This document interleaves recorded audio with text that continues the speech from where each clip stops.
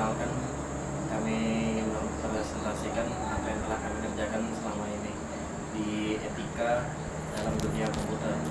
Dan saya sendiri Peri Irawan. Saya SK Bayu Febrianur. Saya Leonardo Dicaprio. Dan mari kita mulai presentasi. Ya, yang pertama saya akan menjelaskan slide pertama. Itu bab 1, pendahuluan. 1.1 latar belakang.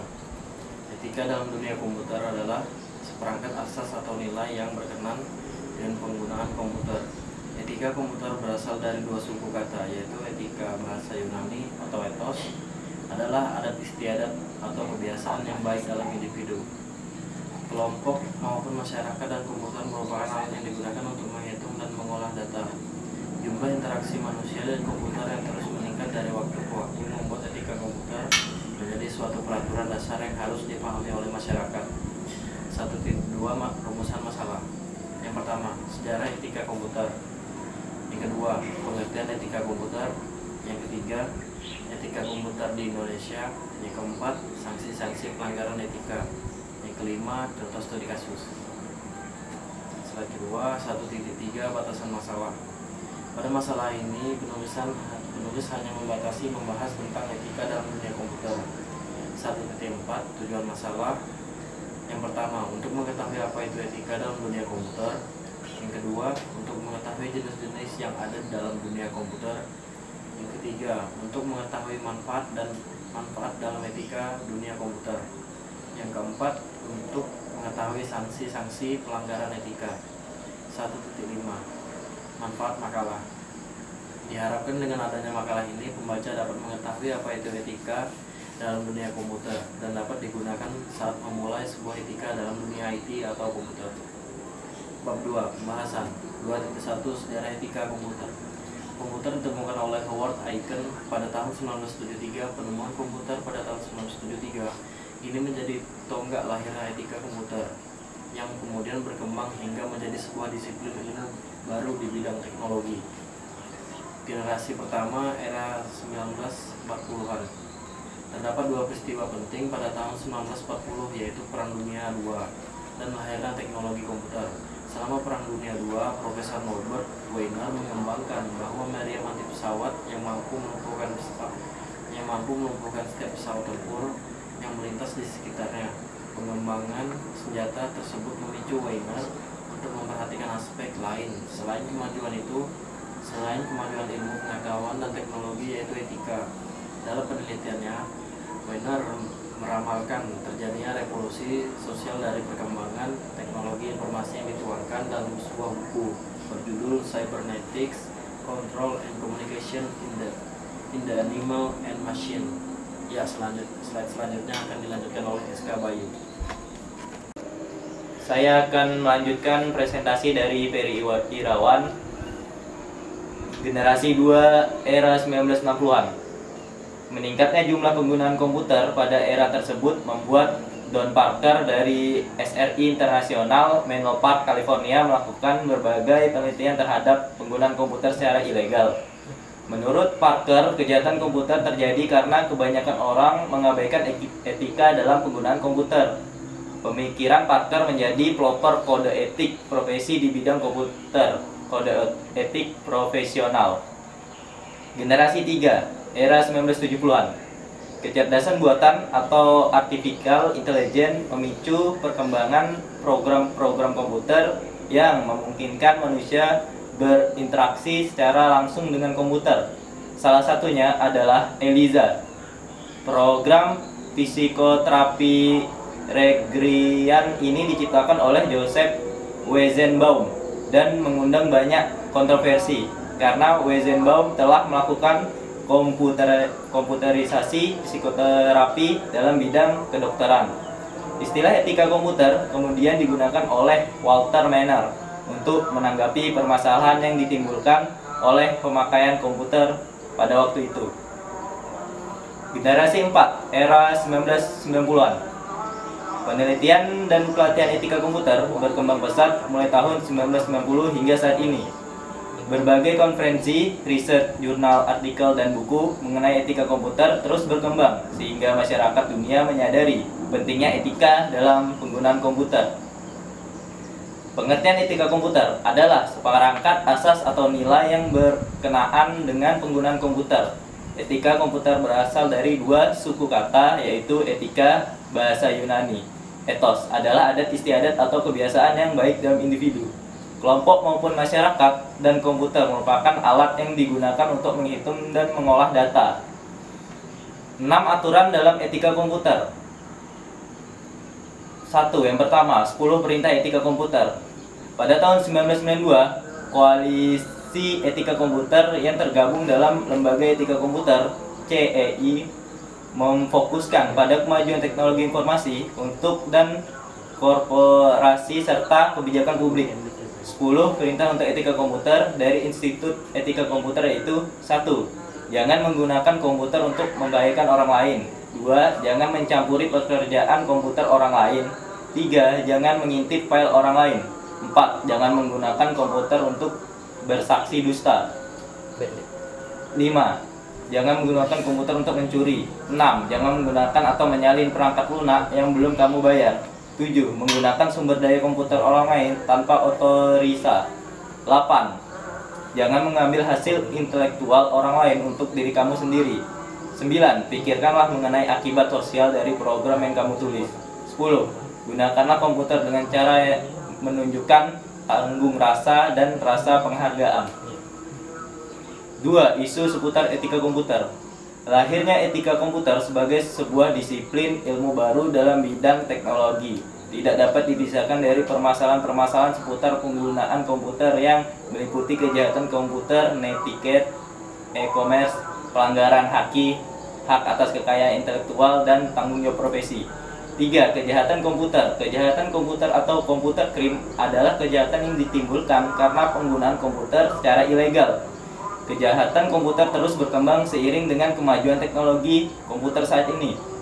Beberapa jenis kejahatan komputer meliputi denial of service, melumpuhkan layanan sebuah sistem komputer, penyebaran virus, spam, carding, pencurian data kartu, dan lain-lain.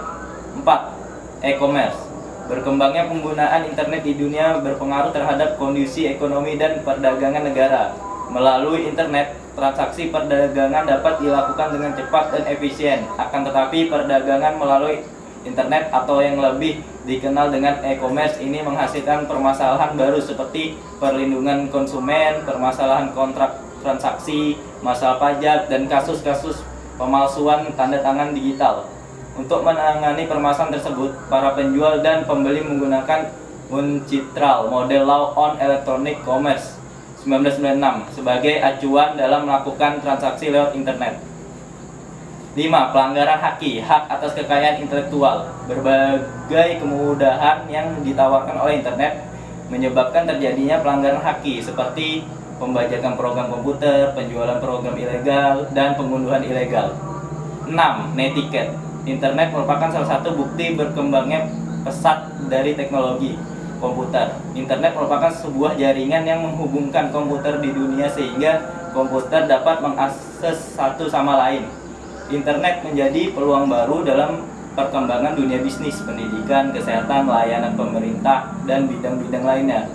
Melalui internet, interaksi manusia dapat dilakukan dari berbagai belahan dunia tanpa harus saling bertatap muka. Tingginya penggunaan internet melahirkan aturan baru di bidang internet, yaitu netiquette. Netiquette merupakan etika acuan dalam berkomunikasi menggunakan internet. Standar netiquette ditetapkan oleh IETF, The Internet Engineering Task Force, sebuah komunitas internasional yang terdiri dari operator, perancang jaringan, dan peneliti yang terkait dengan pengoperasian internet.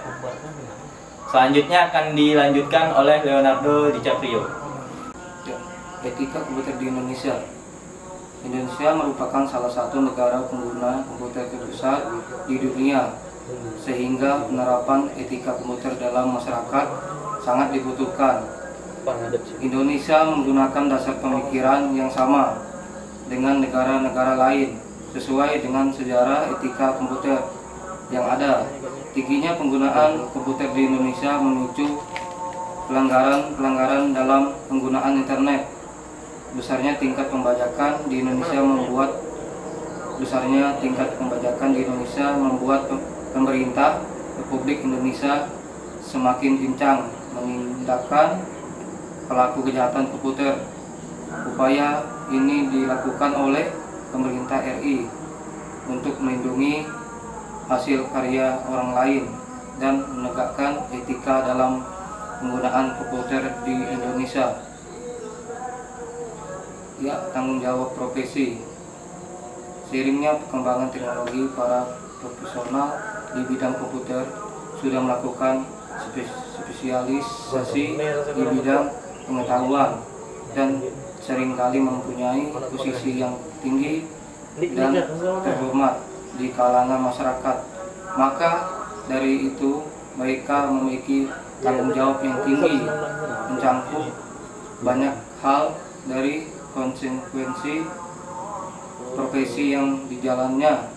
Para profesional menemukan diri mereka dalam hubungan profesionalnya dengan orang lain, mencakup pekerjaan dengan pekerjaan, klien dengan profesional dengan profesional lain, serta masyarakat dengan profesional. Itu saksi pelanggaran etika. Saksi etika komputer terbagi atas dua, yaitu sanksi sosial skala relatif kecil dipahami sebagai kesalahan yang dapat dimanfaatkan. Yang kedua, sanksi hukum skala besar merugikan hak pihak lain. Hukuman pidana menepati prioritas utama dalam diikuti hukum perdata. Ya, contoh studi kasus pembajakan perangkat lunak dapat didefinisikan sebagai menjalinkan dan menggunakan perangkat lunak komersial yang dibeli oleh orang lain. Pembajakan perinanti lunak ilegal. Setiap bagian dari perangkat lunak bajakan mengurangkan sesuatu dari keuntungan perusahaan, mengurangi dana untuk inisiatif pengembangan perangkat lunak lebih lanjut. Pembajakan yaitu mengutip atau menduplikasikan suatu produk, misalkan produk komputer, kemudian menggunakan dan menyebarkan tanpa izin atau lisensi dari pemegang hak cipta, merupakan pembajakan dan masuk ke dalam kategori kriminal. Contoh, ketika seseorang menduplikasikan Microsoft Office, kemudian diinstalasi tanpa memberi lisensi yang sah. Jika perlu, pembajakan ini dituntut oleh pemegang hak cipta, maka pembajakan akan ada dalam posisi lemah, akan dikenai sanksi dan konsekuensi sesuai hukuman yang berlaku. Etika dalam dunia IT. Etika adalah pemberian semacam batas maupun standar yang akan mengatur pergaulan manusia di dalam kelompok sosialnya. Dalam pengertiannya yang secara khusus dikaitkan dengan seni pergaulan manusia. Etika ini kemudian dirupakan dalam bentuk aturan kode tertulis yang secara sistematik sengaja dibuat berdasarkan prinsip-prinsip moral yang ada. Etika berbagi dalam dua jenis, yaitu etika deskriptif, yaitu etika yang berusaha meneropong secara kritis dari rasional sikap dan perilaku manusia dan apa yang dikejar oleh manusia dalam hidup ini sebagai sesuatu yang bernilai etik deskriptif, yang memberikan fakta sebagai dasar untuk mengambil putusan tentang perilaku atau sikap yang mau diambil. Yang kedua, etika normatif, yaitu etika yang berusaha menetapkan berbagai sikap dan pola perilaku ideal yang seharusnya dimiliki oleh manusia dalam hidup ini, sehingga sesuatu yang bernilai etik normatif memberikan penilaian sekaligus memberi norma sebagai dasar dan kerangka tindakan yang akan diputuskan.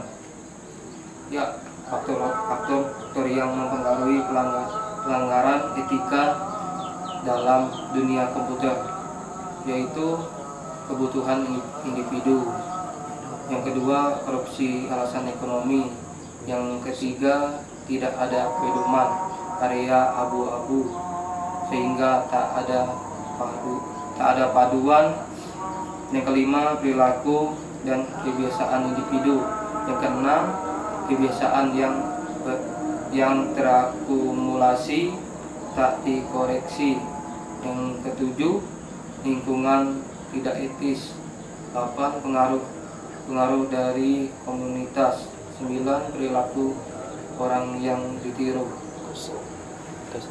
Etika, yang selanjutnya etika memiliki peranan atau fungsi di antaranya, yaitu 1. Dengan etika seseorang atau kelompok dapat menemukan penilaian tentang perilaku manusia. Yang kedua, menjadi alat kontrol atau menjadi rabu-rabu bagi seseorang atau kelompok dalam melakukan suatu tindakan atau aktivitasnya sebagai mahasiswa. Yang ketiga, etika dapat memberikan prospek untuk mengatasi kesulitan moral yang kita hadapi sekarang. 4. Etika dapat menjadi prinsip yang mendasarkan bagi mahasiswa dalam menjalankan aktivitas kemahasiswaannya. Yang kelima, etika menjadi penuntun agar dapat bersikap sopan, santun, dan dengan etika kita bisa dicap sebagai orang baik di dalam masyarakat. Ya, yang kedua, pelanggaran etika dalam dunia IT. Pelanggaran etika dalam dunia IT seringkali terjadi dari dulu hingga sekarang, seperti pencurian data secara diam-diam tanpa sepengaruh pemilik atau pengetahuan pemilik, atau disebut juga dengan istilah cyber teroris. Berikut adalah beberapa contoh kegiatan cyber teroris di mancanegara, antara lain di Amerika Serikat pada bulan Februari 1998 terjadi serangan beraksi Hebraics in Ortec sebanyak 60 kali.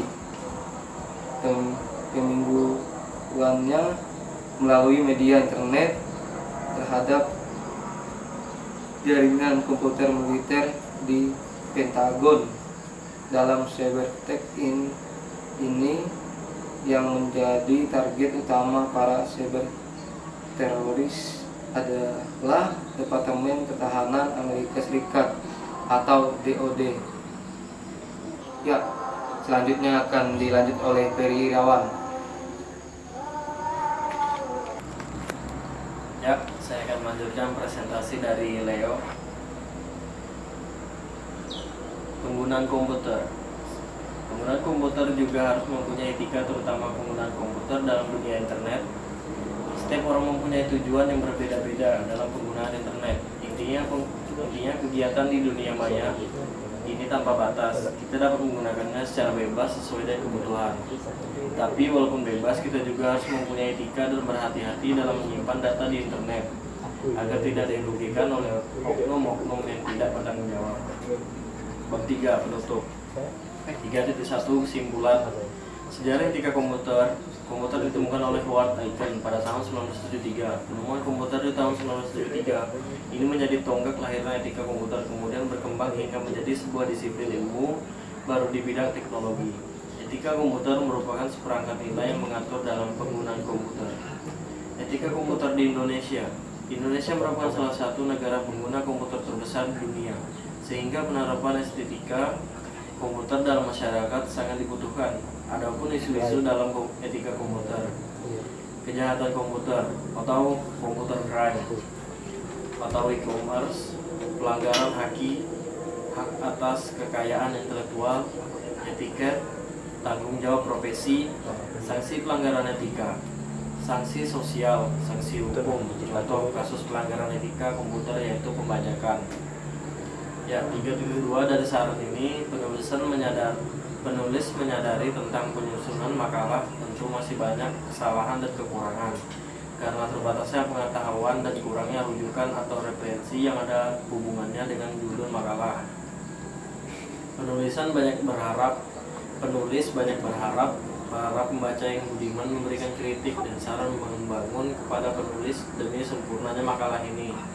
Dalam penulisan makalah ini di kesempatan-kesempatan berikutnya, semoga makalah ini berguna bagi penulis, pada khususnya juga para pembaca yang budiman pada umumnya. Sekian itu saja dari kelompok kami. Dari presentasi ini itu saja yang bisa kami bahas. Assalamualaikum warahmatullahi wabarakatuh.